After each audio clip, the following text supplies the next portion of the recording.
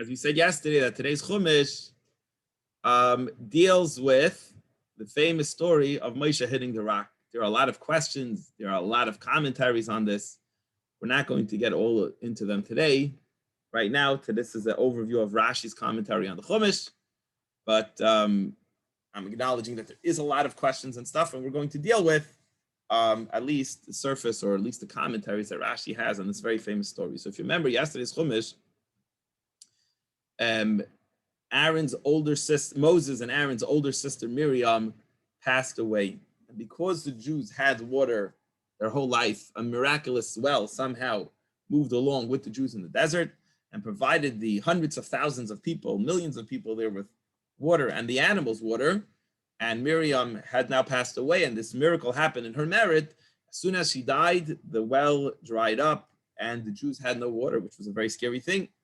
And they came and they ran to Moses and Aaron and saying, this is a terrible death that's about to happen to us. We're not going to have any water. We're going to die of thirst, which is one of the worst ways to die. And Moses says goes to the Mishkan, we said, and Moses and Aaron fell on their faces. And here's Hashem's response to Moses and Aaron after they get there. Hashem spoke to Moshe saying, here's what I want you to do. Again, with the staff. Take your staff. And it's interesting because he's not even going to use his staff. So that's why it's kind of could be confusing. You could argue for Moshe. But God, we see, someone asked, I think Gregory asked yesterday, what's with the staff? But anyway, the bottom line is, God tells Moshe, take your staff, and gather the whole community together. I want everyone to be there, basically, Hashem is saying. The whole congregation, everyone should be there. Atav Aaron, Achicha, you and your brother Aaron. And what I want you to do when the congregation comes, V'dibartam el hasela, I want you to speak to the rock. Speak to the rock. Le'einehem, in front of their eyes, in front of the eyes of the rest of the Jewish people. So everyone's going to be there. V'nasan meimav, and water will start coming out, will come out of that rock. After you speak to you, like, Mr. Rock, please give us some water, whatever you're going to say, speak to the rock, get him to give you water. And in front of all of their eyes that are watching, the whole entire community, I want everybody there, you will take out water from that rock. And you will have water, drink water for the congregation. Everybody will have water to drink. The Esbe'iram, and not just will the people have drink, even their animals, even their cattle. So remember, in the complaint, the Jews were saying, we're going to die and our animals will die. And here's Hashem responding and saying, I will provide water for you and for all your animals. And just one thing, Rashi says, one thing we learn from this verse is that Hashem has regard and mercy and cares about the money, the possessions of the Jewish people. So don't think that Hashem doesn't care if the Jew has money or doesn't have money. But here we see that Hashem is saying, I'm going to make a miracle. This miracle is going to be very important because everyone will have water to drink. All of the Jewish people will have water to drink, and their animals will have to. And we see from here that Hashem really cares about not just us, but our finances and our possessions that belong to us. Verse 9. Moshe took the staff from before God, as he commanded him. So take your staff. So he takes the staff, the Akilu, and he goes, he does what God said. Moses and Aaron go and gather together the whole community, the whole congregation. Al Pnei Hasela, all standing around the front of the rock. Unbelievable. And Rashi says this is a miracle. How is it possible? It wasn't a massive, huge, humongous rock. It was a regular rock. We're going to see soon the rock will even get mixed up between other rocks. How is it possible to fit millions of people in one area? And Rashi says this is one of the number of times there's going to be a miracle where Hashem will allow everyone to be able to get a close-up view by standing in close proximity to each other, to stand near each other and be able to see something, be able to squeeze into a small area. So let's continue. So Moses gathers all the Jewish people, we said in the beginning of verse 10, and Moshe says to them, and we just have to read Rashi to understand the rest of the verse so it should make sense. So what happened was the rock, Rashi explains to us, went after it gave out this famous rock, was giving out water, miraculous rock, Miriam dies, and the rock stops giving out water, and it's sitting among a bunch of other rocks. And nobody knows which rock is it, because it's not giving out water anymore. So how are you supposed to know which rock it is? It's like a regular rock sitting among a bunch of other rocks. So the Jewish people Rashi says, start telling Moshe, what's the difference which rock it is? Any rock, I don't care. You're doing a miracle. What's the difference? This rock, that rock, choose any rock. Why do you need to find the right rock? So Moses says to them, what are you guys talking about? You fools. He actually uses the word fools. This is according to some of the commentaries why Moshe got in trouble, I believe, the one that's given. He says, what, you think any rock could give out water? It has to be the rock that Hashem said to do. So that's the way Rashi understands the continuation of verse 10. So Moses responds to them as the Torah doesn't record the whole conversation. The Rashi is telling you there was a conversation. The rock was hidden. Moses couldn't find it. Everybody needs water. Moses cannot find the rock, and everybody's thirsty. Sorry. Everybody's thirsty. Everybody needs a drink.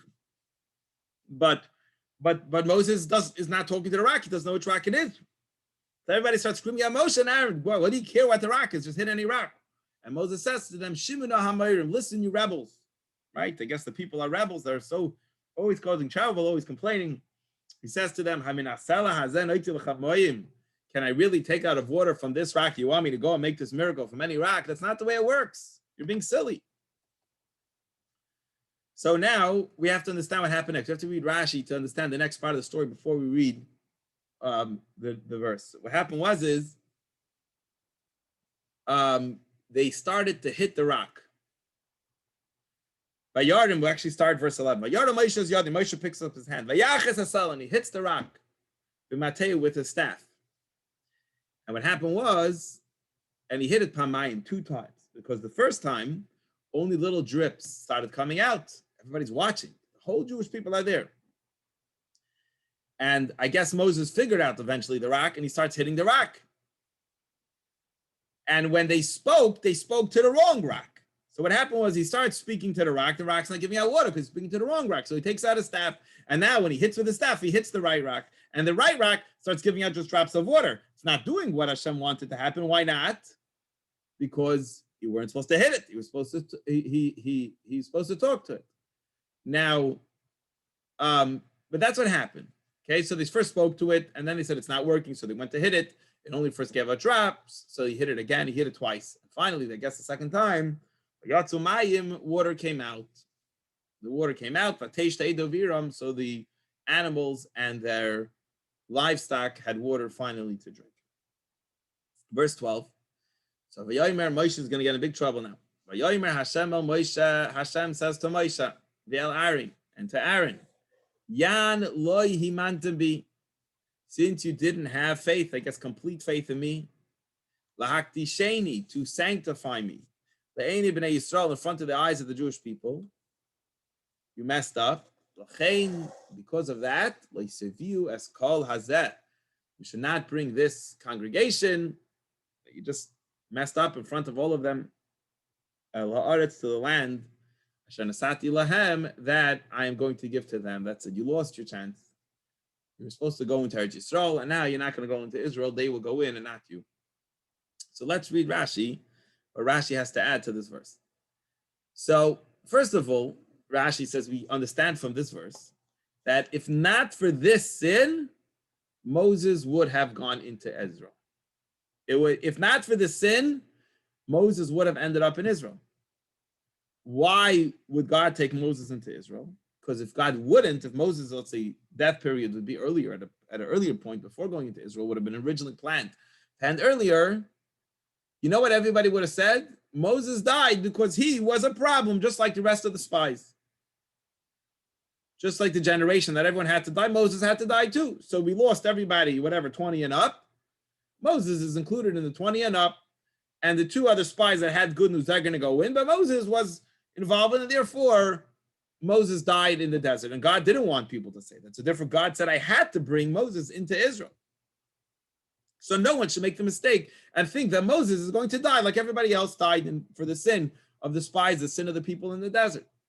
So I have to bring Moses. And however, now that you did this, I cannot, even though I wanted to bring you in Israel, so nobody should say the reason now, this is the reason, and this reason, because of this reason, you're not going to go into Israel. And Rashi asks another question. He says, wait a second. We know that Moses made, according to the literal meaning of the simple meaning of the Torah, it seems Moses made another mistake. And maybe it was even worse, Rashi says, than this mistake. What did he do? When God, a few parashas ago, when he said, the people asked for meat, and God said, I'm going to give them meat for a month till it's coming out of their noses. And Moses said, God, even if you'd open up the heavens, could you provide enough meat for all these people to have so much meat? So Moses kind of seemed like didn't believe fully in God, that God could do it. And he should have got punished. That's much worse than here. I mean, here was maybe a mistake. The guy, he hit the rock instead of speaking to it. I mean, that as a mistake as telling God, how are you able to provide for everybody enough meat? So he says it's a very big difference, even though that seems like more of a lack of faith in Moses than over here. This is worse because this is in public. The story where Moses questioned God, could you bring enough meat for the Jewish people? That was in a private setting. Good. Moses maybe, could it be possible that Moses did something wrong, questioned God in faith? It's not such a heinous crime because that was in private. But here, all the Jewish people are there. And they're watching. And Moses says, God says this is going to happen, and it doesn't happen what God says doesn't happen. That is a really big problem. That's a really big mistake. You're causing tremendous harm to the faith of the Jewish people and Hashem because you didn't follow the message accurately as you should have. And therefore, because of that, you're now going to not make it into Israel. See, two more points Rashi makes. Another thing is that you're going to sanctify me by getting punished. Again, because 2 points Rashi is going to make on sanctify me. Had you spoken to the rock and the rock would have, boom, given out its water without hitting it, and then people are like, oh no, it's not working, it's just dripping, and then hitting it again. If you would have just spoken to it, you know what would have happened? Hashem would have been sanctified among the Jewish people. Why? Because you know what people would have said? Look at this rock. It's a rock. Can't speak. It can't hear. It doesn't need parnasa, sustenance to live. And it does as it's told. God says a rock should give water. The rock gives water. The Jewish people would have said, us, who we need God, we need the favor, for sure we should listen to Hashem. So had a miracle of this rock happen, that the Jewish people would see that Moses is causing, in front of their eyes, causing a rock to give out water, to do this crazy kind of amazing kind of miracle, the rest of the Jewish people would have said, if a rock could do it, we're much more reason we should follow Hashem to do what Hashem says, because we need God for many more things than when a rock seems to need. And also, Hashem swears that he will not go into Israel. Doesn't matter what Moshe is going to say. Hashem will not bring Moshe Rabbeinu into Israel. I think I also saw, but maybe not. I don't want to quote this. Maybe we'll see this soon in Rashi. Let's go on. Verse 13. Hema Me Meriva. These are the famous waters of dispute. Asher Ravu Bnei Yisrael al Hashem, that the Jewish people contended. They complained to Hashem about. Kadesh Bam, and Hashem sanctified himself through them. Let's read what that means. Two very interesting Rashis on this point. Why are they the famous waters? And Rashi says, takes us back to a much earlier point in history. What point is that? To Egypt. We know that Pharaoh wanted to kill the Jewish people. And he chose a very interesting punishment. He wanted them all to get punished with water. It wasn't just that by being thrown into the Nile River. It wasn't just that he was like, oh, this is his creative method of torturing Jewish children by throwing them into the water. He actually had stargazers that understood, had to read the stars, and could predict with this unique kind of science the future, what will take place. And they predicted, and they saw that the Jewish people will, Moshe, that the Redeemer of the Jews will be punished by water. And they saw accurately, actually. Because of Moses will, the one who is supposed to, who is saving the Jews, will actually die by water. Obviously, stargazers, I guess, is not a perfect science. And they saw that this was going to happen. And they said, let us throw all the babies in the water because maybe we'll kill the Redeemer of the Jews. So this is why the waters were already somewhat predicted. They had some kind of science to read the stars, that they knew what was going to happen. That's the first part of Rashi. Next part, last Rashi, that Hashem sanctifies himself by punishing Moshe. And he says like this, that, by the way, Rashi says Moses and Aaron died.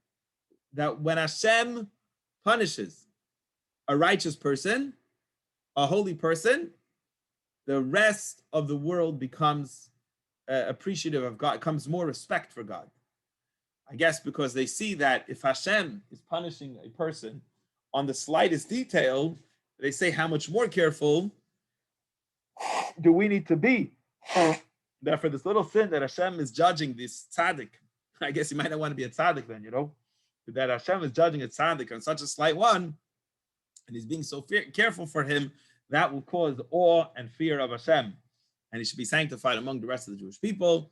And that is an end of coming out, that the Jew, that Hashem is even more recognized, that he's in control and runs, and he's king of the world. And that is the end of today's Chumash. Any questions or comments? As I said, there's a lot of commentaries on this topic, but maybe we'll take one or two questions on this interesting